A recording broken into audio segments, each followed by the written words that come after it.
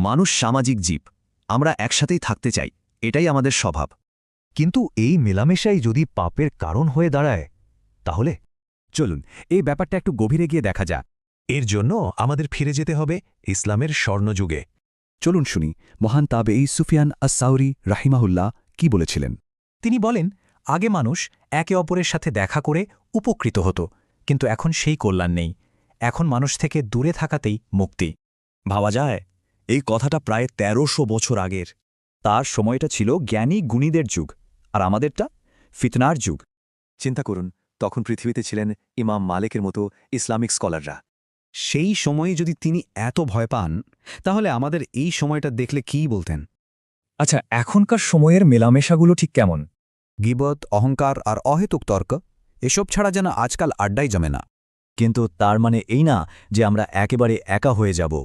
আসলে এর মধ্যেই একটা শান্তির পথ আছে।